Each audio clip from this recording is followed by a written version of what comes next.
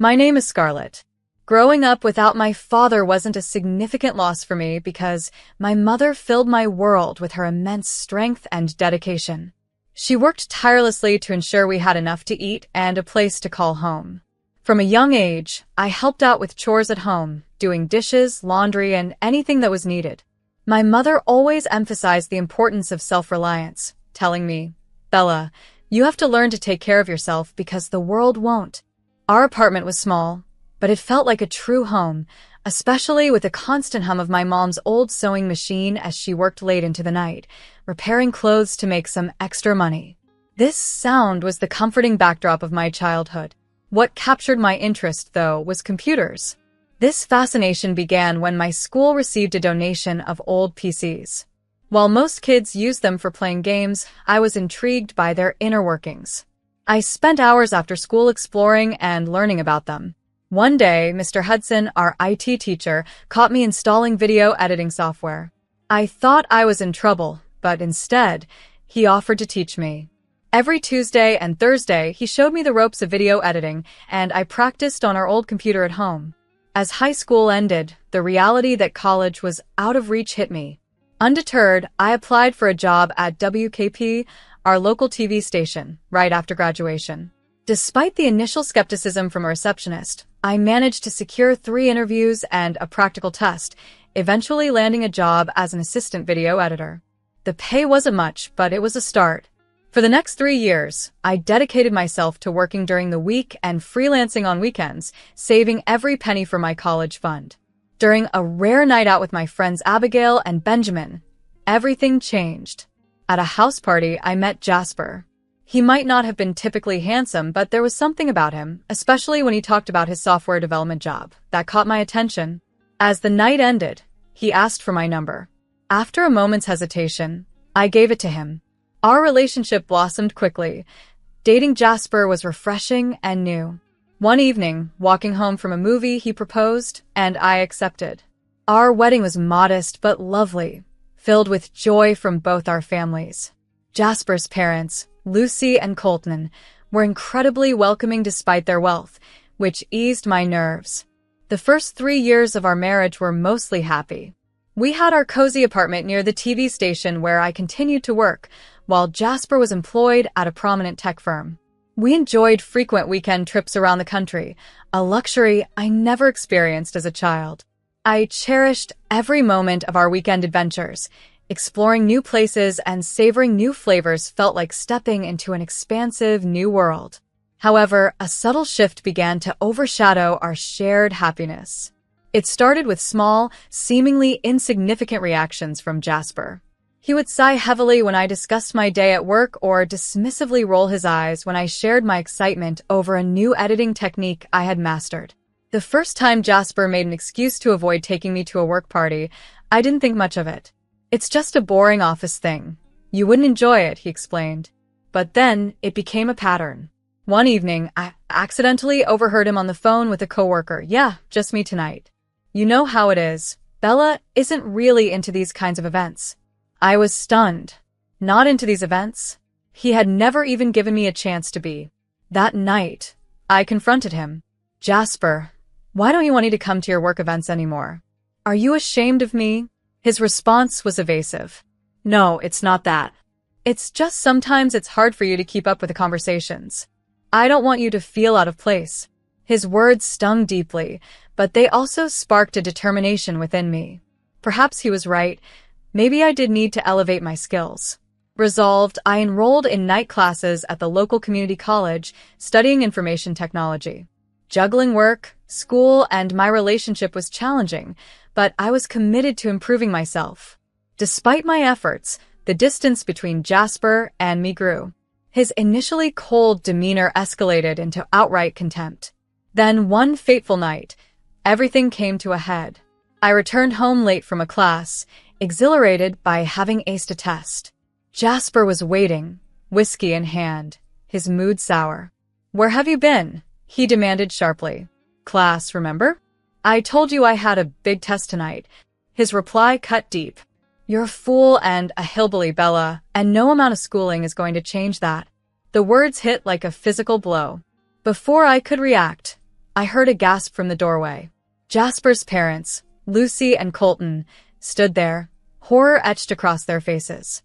Lucy stepped forward, her eyes ablaze with anger. "How dare you talk to your wife like that, Jasper? We raised you better than this." But Jasper was defiant. "You don't understand," he retorted, his voice rising. "Do you know how embarrassing it is to have a wife who can't keep up with basic conversations at work events?" I flinched, but Colton's response silenced the room. "Embarrassing? Let me tell you about embarrassing, boy. Your grandfather, my father, didn't have a lick of formal education.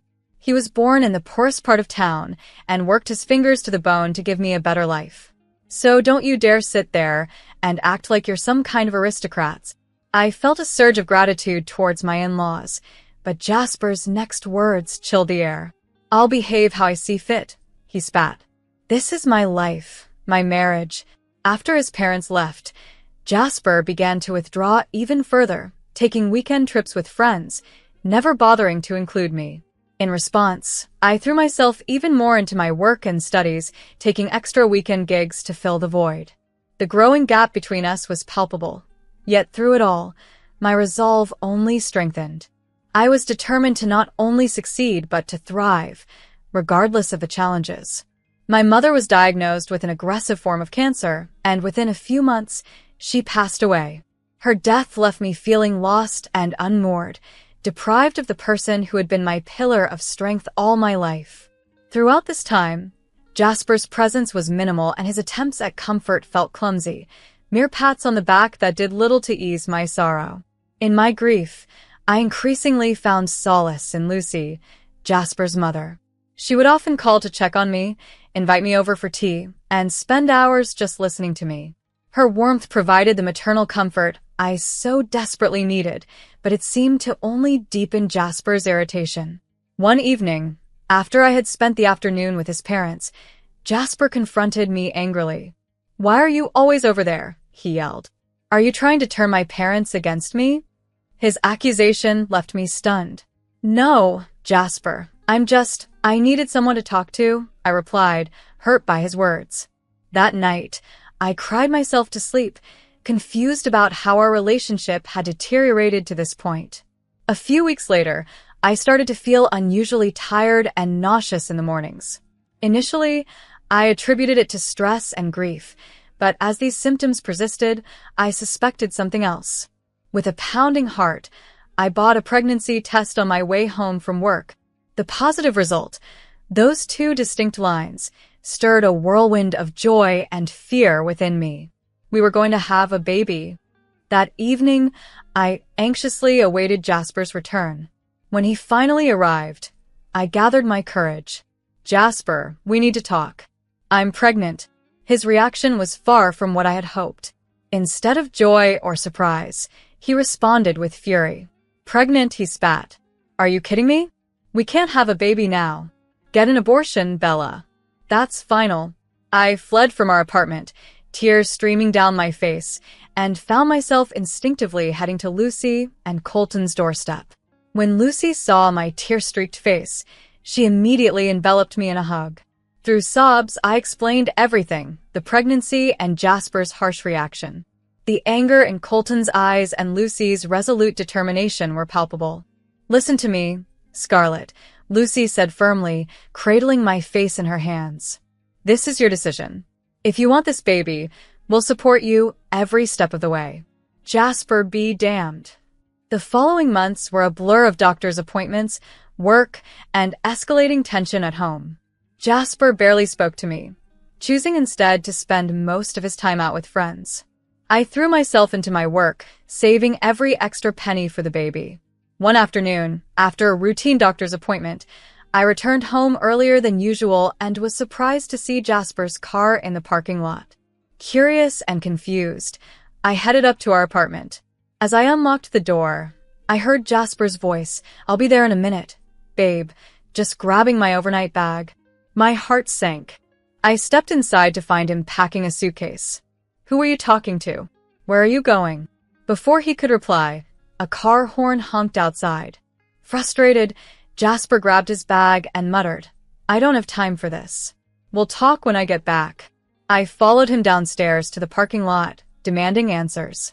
That's when I saw her, a woman sitting in the passenger seat of Jasper's car, stunning with long blonde hair and impeccable makeup, and visibly pregnant. As I stood there, frozen in shock, she stepped out of the car with a smug smile on her face. At the expected meeting, the woman introduced herself with a syrupy tone. "You must be Scarlett," her voice laced with insincerity. "I'm Ariana, Jasper's girlfriend." I glanced at Jasper, who avoided my gaze, my voice barely above a whisper. I asked, "Is this true?" He confirmed with a nod, still not facing me. A wave of anger and betrayal swept over me. "Aren't you ashamed?" I demanded of Ariana, my voice trembling. "He's married. We're expecting a child." Ariana's smile grew icy. "Ashamed? No, dear. I fought for my happiness. You've already lost him. It's not my fault you couldn't keep him." I turned to Jasper, my initial shock morphing into fury. "How could you betray us, me, and our unborn child?" Finally, he met my gaze, his expression indifferent. "Bella, let's face it, our marriage was a mistake. I never loved you. You were convenient, a good housekeeper, someone to warm the bed. But Ariana, she's my soulmate. She's educated, sophisticated, a perfect match for my world." Each word cut deep, leaving me in tears. Jasper left with Ariana, stating he would return on Monday to collect his things and discuss the divorce. As they drove off, I collapsed in the parking lot, my world shattered. I called my friend Lucy, who arrived at my apartment that evening. She embraced me tightly as I listened numbly to Colton scolding Jasper over the phone, his words sharp and condemning. Jasper coldly dismissed his father, declaring he didn't need their acceptance as long as he had Ariana. The following months were tumultuous. With Lucy and Colton's support, I found a new apartment near them. The divorce was bitter, but I finally freed myself from Jasper legally. When my daughter Nora was born on a crisp autumn morning, it was Lucy who supported me through labor, with Colton anxiously waiting. Jasper even demanded a paternity test during the child support hearings. The results confirmed Nora was indeed his and the court-mandated support payments, though I knew better than to rely on them. The years that followed brought challenges, but also joy. I earned my degree in information technology and was promoted to senior editor. Lucy and Colton thrived in their roles as grandparents, filling weekends with family activities. Nora grew up intelligent and kind-hearted, resembling her grandparents in spirit and curiosity. Then everything changed once more. Colton was diagnosed with advanced pancreatic cancer, leaving us with limited time. I devoted myself to helping Lucy care for him, balancing work and my daughter's needs. Colton had become more of a father to me than my own ever was, and I was determined to support him in his final days. Determined to support him through his final days, I stood steadfast by Colton's side.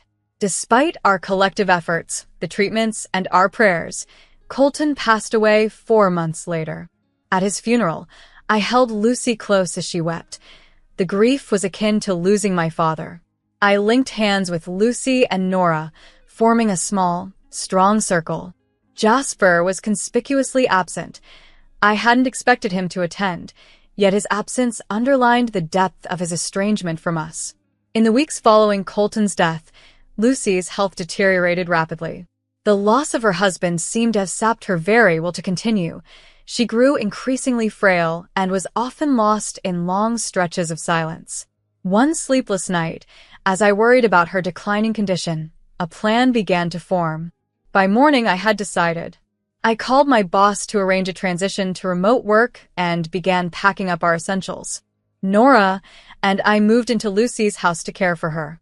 Adapting to this new life took patience and adjustment. I hired a nurse to look after Lucy in the mornings, which allowed me to focus on my video editing projects. In the afternoons, it was our time.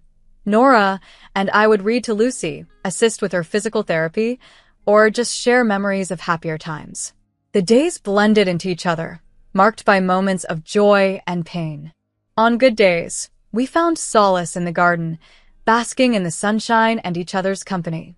On the difficult days, I held Lucy's hand as she mourned the loss of Colton and, In a way, the son she had lost long before his father's passing. One sunny afternoon, after a walk, Nora and I came home to find a man in a business suit just leaving. My heart skipped a beat in worry, but as we entered, I saw Lucy sitting in her favorite armchair, looking composed but tired. "Everything's fine, dear." That was Mr. Andrew, my lawyer. "Just some legal matters," she reassured me. I nodded, understanding that she would share more if she wished. 2 weeks later, Lucy passed peacefully in her sleep. With trembling hands, I called Jasper to inform him of his mother's passing. His response was cold and detached, showing no intention to attend the funeral, but only inquiring about the will reading. At the funeral, the church was filled to the brim. Lucy had touched many lives, and it showed. As Nora and I stood at the pulpit, I looked out over a sea of faces, friends, neighbors, colleagues, all gathered to honor a woman who had loved fiercely and been loved deeply in return. Jasper's absence was a tangible void, a somber reminder of the rift that had torn the family apart. As I shared memories of Lucy's kindness, her strength, and her unconditional love, a realization dawned on me. Family isn't always bound by blood. Sometimes, it's about the choices we make.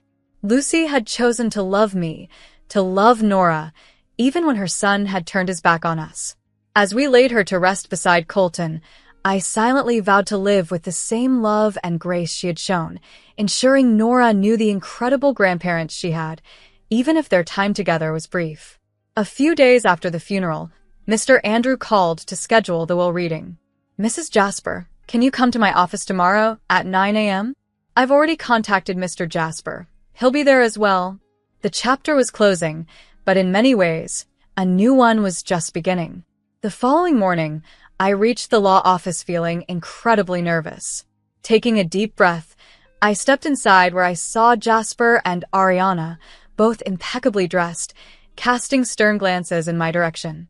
Ariana scrutinized me with a sneer. The meeting began swiftly as Mr. Andrew, the lawyer, opened an aged folder and started to read. Initially, Jasper seemed disinterested, but his expression shifted to confusion and then to anger as he grasped the implications. "This can't be correct," he exclaimed, demanding a reread. Mr. Andrews sighed and reiterated, "Mr. Jasper, the document is quite clear. Your mother has bequeathed all her assets, including the house, to Scarlett and her daughter, Nora." Jasper turned towards me, fury in his eyes. You tricked my mother, you opportunist.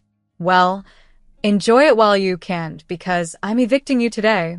As they left in a huff, Ariana stopped at the door, her voice venomous. "You may have won today, but this isn't over." I sat bewildered as Mr. Andrew detailed the will's contents. It wasn't just the house. Lucy had left her entire estate, savings and investments, to Nora and me. "She wanted to ensure you both were well cared for," he said kindly. Tears formed in my eyes, realizing Lucy's enduring care. However, Jasper's threats began that night, incessant calls and vows to ruin me. I changed my phone number, but the harassment didn't cease. Men would accost us in the street, issuing obscure threats about debts owed. Nora was petrified, sticking close whenever we ventured outside. During one such encounter, I covertly recorded the confrontation and immediately reported it to the police. The authorities acted swiftly. My evidence, coupled with testimonies from witnesses, enabled them to build a robust case against Jasper. His own hired intimidators testified against him, revealing his instructions to frighten us. I vividly remember Jasper's face when the police handcuffed him.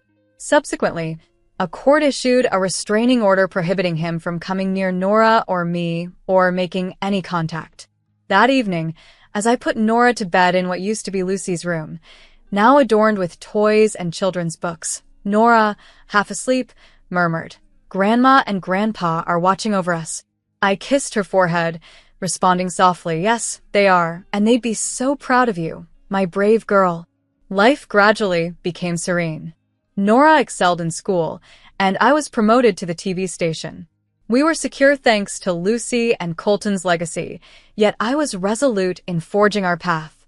One afternoon, as I left work, I encountered Ariana. Gone was the composed demeanor. Her appearance was unkempt, her eyes tearful. "Scarlett, please," she stammered, desperation in her voice. "I need your help." I braced myself, expecting yet another challenge, but Ariana's next words threw me off balance. "Our son is sick. He needs surgery. Please, we need some money. Could we have just half of the inheritance? You don't need all of it, do you?" Her pleas seemed desperate, yet something didn't quite add up. "What exactly is wrong with him?" I asked, my tone wary. Ariana looked around nervously, her story shaky. "It's his heart. No, his kidneys, the doctors say." As she struggled with her explanation, memories of our initial confrontations, her triumphant sneer when she thought they had won, flashed through my mind. A stark realization dawned on me. I responded with composed firmness. "You know, Ariana, someone once advised me to fight for my happiness. It seems you've already conceded defeat in this battle." Her expression shifted instantly. The desperate facade fell away, replaced by raw anger. "You lowlife," she hissed. "You owe us that inheritance. It should have been ours." I stood firm, undeterred. "I owe you nothing. Leave now, or I will call the police." As I walked away, her angry shouts dwindled into the background, and I felt an overwhelming sense of finality. That encounter had cut the last remaining thread to my former life. That night, I made a decisive choice. It was time for a new beginning. I sold Lucy's house and purchased a new home in a different neighborhood, a place where Jasper and Ariana could never find us. Now, as I sit in our new living room watching Nora diligently work on her homework, I'm overwhelmed with a deep sense of gratitude. Gratitude for Lucy and Colton's unconditional love, for the inner strength I had cultivated, and yes, even for the difficult experiences that had steered me to this moment of peace.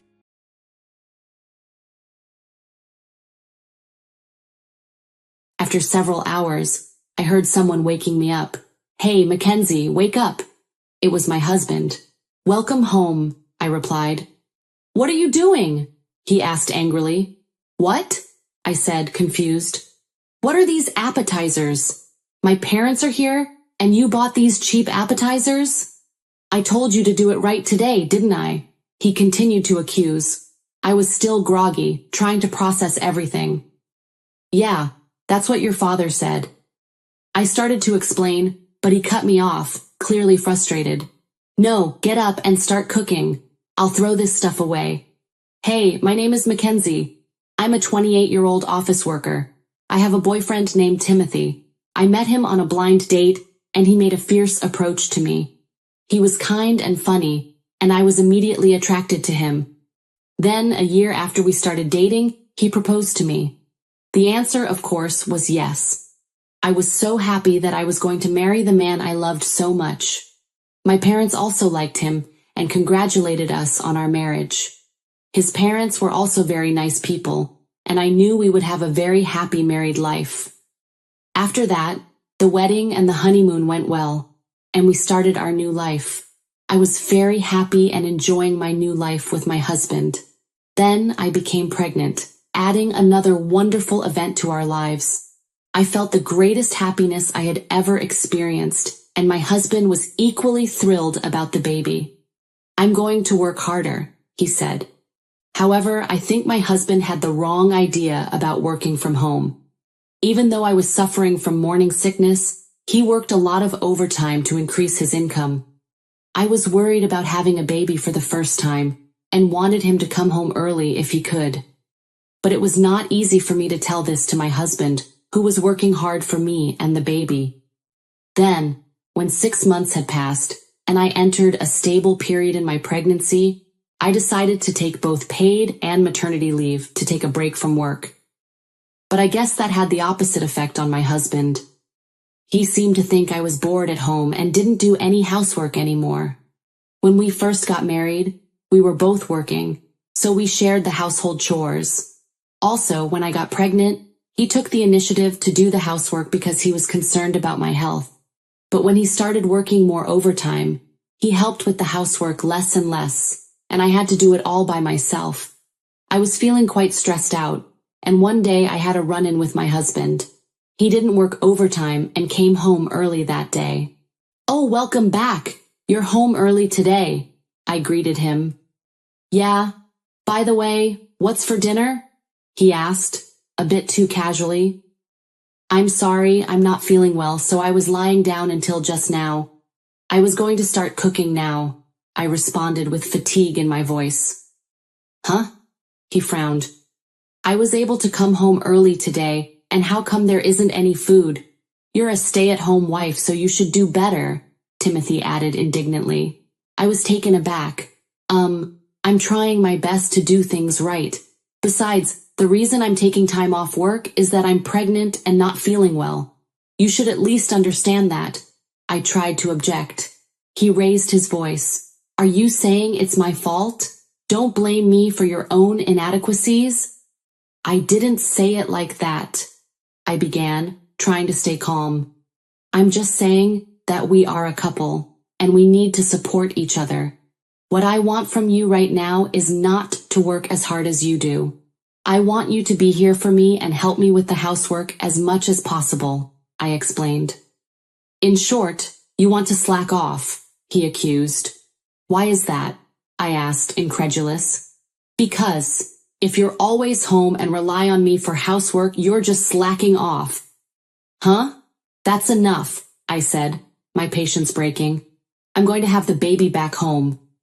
He stared at me. What do you mean?" "I'm saying I'm going home to my parents for a while. I'm not coming back here until the baby is born," I firmly added.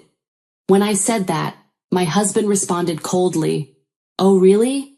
Do whatever you want," and stormed out of the house. I felt sad and wondered why it went so wrong. I cried alone in the house. I wondered if I would be happy giving birth in this situation. After that, I went back to my parents' house and took it easy with their support. It seemed that I had been under a lot of stress. After resting at my parents' house, my physical condition improved considerably. Then, about 2 months after I started living at my parents' house, my husband and in-laws suddenly came to visit. I hadn't had any contact with my husband since I went back to my hometown, so I was puzzled by the fact that they came out of the blue. Apparently, they wanted to apologize to me. It seems that my in-laws had come to the house where my husband and I lived because they were worried about my health. They were surprised to see that I was gone. Then, when they asked my husband what was going on, he told them that I had gone back to my hometown after a fight. They grabbed my husband by the neck and came to my parents' house. "Mackenzie, I'm really sorry about our stupid son," my mother-in-law said. "We gave him a big lecture. He doesn't understand how hard and painful pregnancy is. Come on, you apologize too," she demanded. My husband, looking ashamed, mumbled, "Mackenzie, I'm sorry." He bowed his head, his parents watching him closely. "Apologize properly," his mother urged him again. "It's okay," I said, trying to ease the tension. "I'm sorry I got emotional too." And we were able to reconcile. My in-laws are really nice people. I don't know what would have happened if they hadn't come to mediate this time. And then the baby was born, a healthy baby girl. My husband was very happy about the birth of our daughter. I took her back to the house where I live with my husband. After my maternity leave was over, I took childcare leave and devoted myself to raising my baby. But taking care of the baby was harder than I had expected. My daughter cried a lot during the night, which made it hard for me to get any sleep. I woke up in the morning exhausted, made lunch for my husband, and did housework. One day, I reached my limit. I fell asleep with my daughter while I was putting her to bed. It was already nighttime, and my husband woke me up. "Oh, I'm sorry," I apologized immediately, worried. I realized I was in trouble. I hadn't prepared anything for dinner. He might get angry at me like he did before. My husband gave me an annoyed look, but didn't get mad. Instead, he said, "Next Saturday, my parents are coming to celebrate the birth of the baby, so you better be on top of things then." I remembered that my mother-in-law had contacted me just before. It's already coming off next week. I was concentrating on taking care of my baby, and the day of the celebration came in the blink of an eye. Well, I have to go to work in the morning. Make sure to prepare this meal for my parents, okay? My husband said. Yes, I will, I replied. Although my husband doesn't get angry anymore, he still seems to underestimate the difficulties of taking care of a baby. After he left for work, my daughter had just fallen asleep, and I was ready to start cooking. Then suddenly, the doorbell rang. Who in the world is it at this time? I thought. I answered, and to my surprise, it was my parents-in-law. What happened? You were supposed to come over this afternoon, weren't you? I asked. I'm so sorry for coming all of a sudden. I was just thinking that you must be trying very hard to make a feast, my mother-in-law apologized. Look, I bought appetizers so we can all eat together, my father-in-law added. He picked them out and brought them for you, my mother-in-law continued. Oh, really? Thank you, I responded enthusiastically. Just then, my daughter started crying, apparently awakened by the sound of the doorbell when my in-laws came over. Oh my gosh, I'm so sorry we woke her up. Mackenzie, is she crying a lot at night? My mother-in-law asked. How do you know? I asked in surprise. Timothy cried a lot too, so I thought she might be like that. Mackenzie, you haven't slept much, have you? I'll take care of her. You can get some rest in the meantime, she offered. Get some good rest. I'll go and buy booze and other drinks. Let me know if you need anything else, my father-in-law added. Thank you for everything, mother and father, I said, deciding to listen to them and get some rest. I lay down on the couch and slept. A few hours later, I heard someone waking me up. Hey, Mackenzie, wake up. It was my husband's voice. Welcome home, I said groggily. What are you doing? What are these appetizers? My parents are here and you bought these cheap appetizers? I told you to behave today, my husband scolded. Oh, that's your father, I began, but he cut me off. Now get up and start cooking. I would throw this stuff away, he added angrily. Hey, hey, hey, I exclaimed as my husband grabbed the appetizers and was about to throw them away. There's no way I can serve this to my mom and dad, he insisted. I was about to explain when I heard a loud voice behind me. Hey, what are you doing? It was my father-in-law's voice. Apparently, he had just returned. My mother-in-law, who had gone for a walk with my daughter, was also with him. Hi, Dad. Listen to me. I told her you were coming today, but she slept in and didn't even cook. She tried to cover it up by buying these cheap appetizers.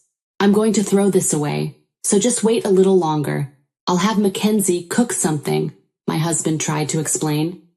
Your father bought those, I finally managed to say. My husband froze. What did you say? He asked.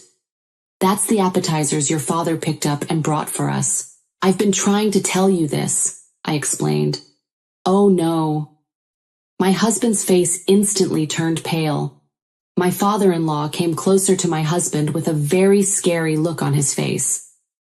I'm sorry I picked cheap appetizers, my father-in-law said. No, it's just, my husband stammered. What the hell is your problem? You don't care about Mackenzie at all. I thought you had changed your mind after I scolded you before the baby was born. You haven't changed at all, my father-in-law reprimanded him. I'm sorry, my husband muttered. Just then, we heard a message notification on my husband's phone. His phone was on the dining table. My mother-in-law, who was closest to the phone, saw the screen. Timothy, who is this Alani? She asked. Oh no, he uttered. You forgot your cigarettes and lighter. Next time you come back, make sure you take them with you. She read the message and asked, Timothy, what is this? My husband was confused. Well, that's, he mumbled. I thought you were going to work. Who is this woman, Alani? I asked with concern in my voice. My husband seemed to realize he couldn't get away with it, and confessed to the affair. You've got to be kidding me, My father-in-law's voice exploded, and his fist soon followed, hitting my husband. He got down on his knees and apologized to me in tears. Well, it was just a case of the devil getting the better of me, he tried to excuse himself. But I couldn't trust him anymore. I can't do this anymore. Please, let's divorce, I said. Oh no, my husband pleaded. My father-in-law chimed in. Of course you should get a divorce. I'm sorry for all the trouble my stupid son has caused you. My parents-in-law apologized. I'll make him do whatever you want about the divorce, my father-in-law promised. With that, my parents-in-law took my husband out of the house and went back to their home. Later, they came back with the divorce papers. They told me they had made my husband tell them about the affair. The adulterer was a junior employee of the same company. To my dismay, they had been having an affair since I was pregnant. He was not working overtime but meeting her secretly. I filed for alimony against my husband and the adulterer, and child support from my husband. Since my in-laws were with him, my husband couldn't reject it and agreed to my demands. So we got divorced. My ex-husband was told by his parents that they would pick up the pieces for him. Now, my ex-husband is forced to live a life of daily surveillance, going back and forth between work and home. Also, my ex-husband pays alimony directly to me, but my in-laws paid me a lump sum for child support, which was a considerable amount. My ex-husband will have to pay them back little by little. My in-laws also manage his salary and give him an allowance every month. It's a very inconvenient life, but it's all his fault. On the other hand, I returned to my parents' house, and with their help I went back to work. My daughter has grown up so well, and she makes me happy with her cute smile every day. I will continue to work hard for her and take good care of her.